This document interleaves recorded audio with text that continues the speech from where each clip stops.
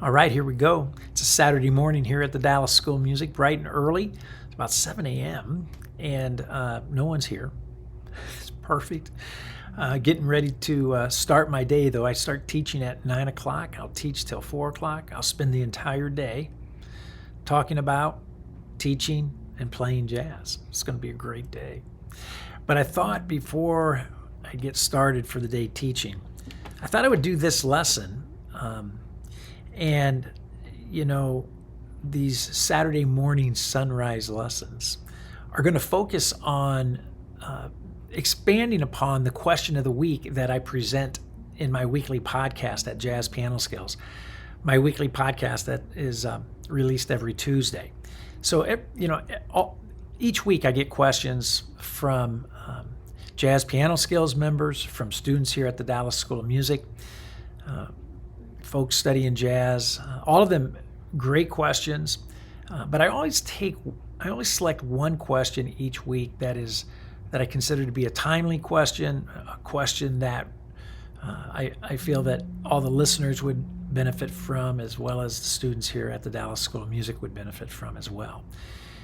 So, yeah, I can only answer it in so much depth within the podcast. So these Saturday morning sunrise lessons will be a great way for me to expound upon these questions that I receive. And again, all of them wonderful. But this week's question comes from Betty Townsend, living in Cincinnati, Ohio. And here's what Betty writes. Here's her question.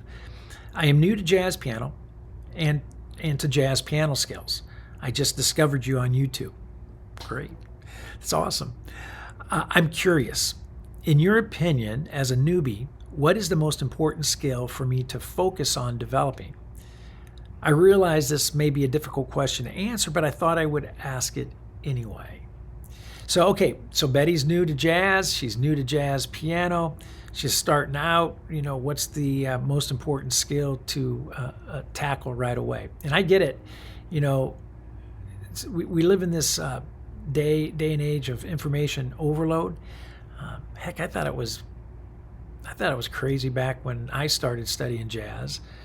I'm going to date myself. Back in the 70s, I thought it was information overload then. What books to buy, what cassette tape to listen to, or what 8-track tape to listen to, right? It was just a ton of information then. And now, today, more than ever, especially with the internet and all the various ways in which we gather information and study now, and through technology, how we connect. I get it.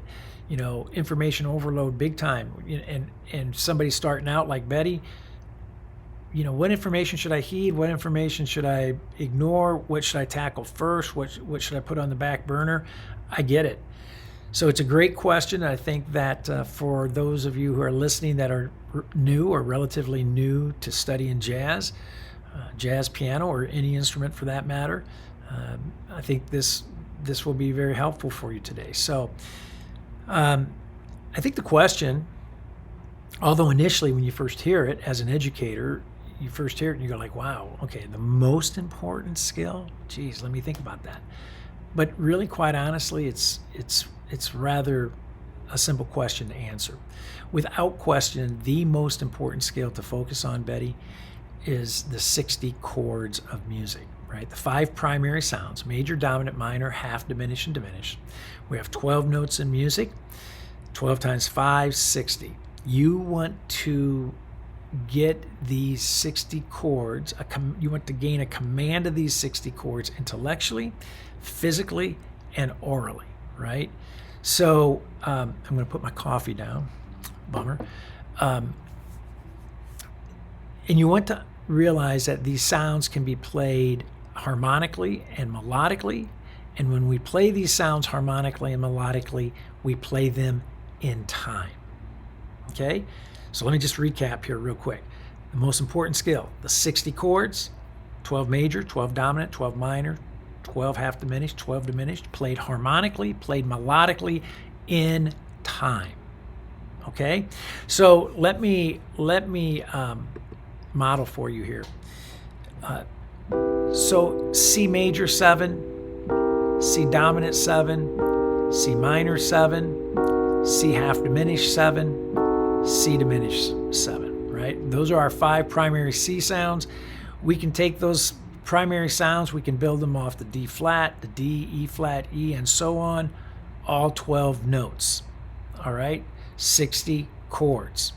And we can play them harmonically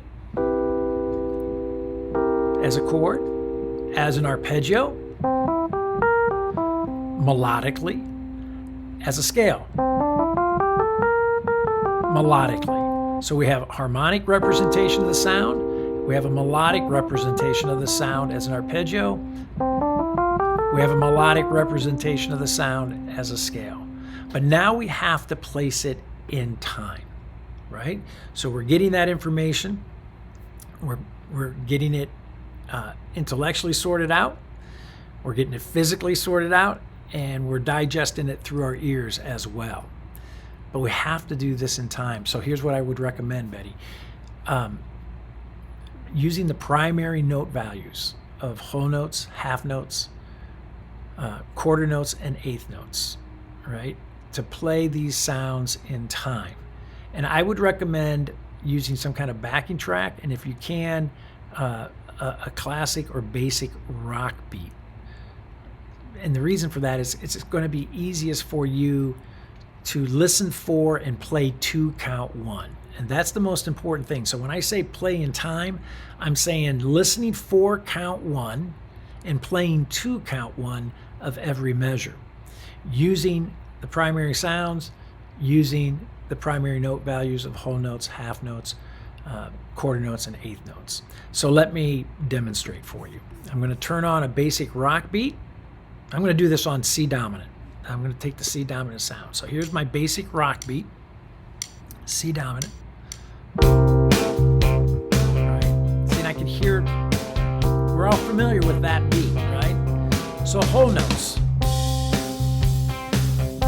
Play to count 1. 1, 2, 3, 4, 1. 1, 2, 3, 4, 1. Don't underestimate how important that is right there. Now half notes. 1, 2, 3, 4, 1. I'm playing 2, 1. Listening for and playing 2, 1. Now quarter notes. Here's my 1. 1, 2, 3, 4, 1. 1, 2, 3, 4, 1. Eighth notes. Here's my 1.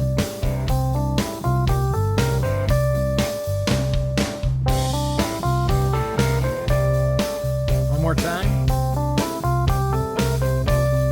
That's it, right?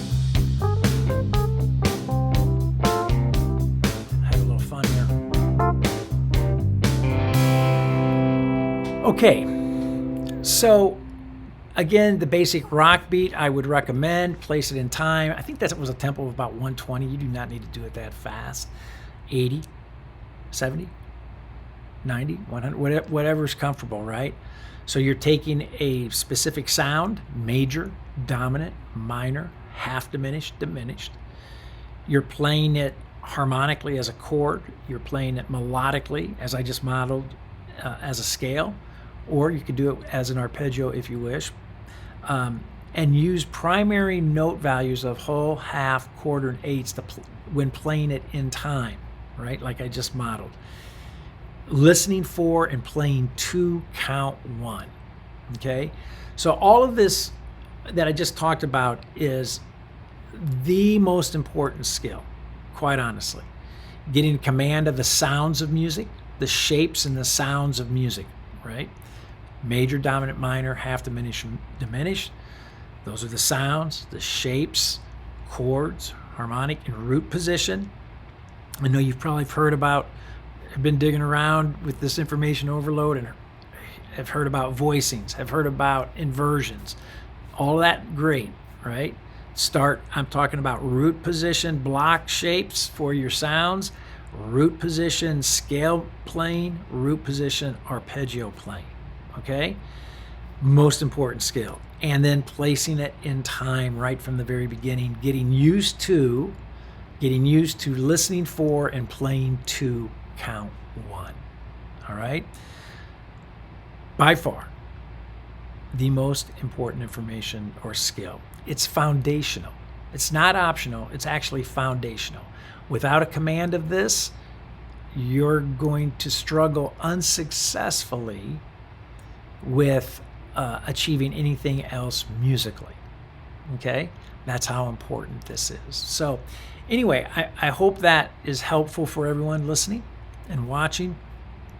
If further clarification is needed, as always, I encourage everyone, feel free to reach out to me here at the Dallas School of Music or through my Jazz Piano Skills website.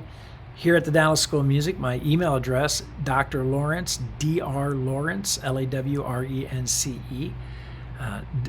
at DSM, like Dallas School of Music, dsminfo.com. Or my Jazz Piano Skills address is Dr. Lawrence, Dr. Lawrence, Lawrence, at jazzpianoskills.com, right? So either way, or phone, you can give me a call. The number here at the Dallas School of Music is 972-380-8050, my office extension. So when you get the automated attendant, just punch in 211. That's my extension. It will take you right here to my office. I also have a SpeakPipe widget that is located on every page of the Jazz Piano Skills website, which is another nifty way to reach out to me and get in touch with me as well. So I want to encourage you to, if you're not already a member of Jazz Piano Skills, check it out. We'd love to have you. It's a great community. If you're not following me or subscribed to me at the Jazz Piano Skills YouTube channel, please do so. I publish daily challenges that will test your skills in harmony, melody, and rhythm. Well worth checking out and diving into those challenges on a daily basis as well. All right? So now, I'm getting back to my coffee and getting ready for a full day of teaching here at the Dallas School of Music. You know what? It's time for me. It's time for you to get busy. It's time for us to discover, learn, and play. Have a great day, and I'll see you soon.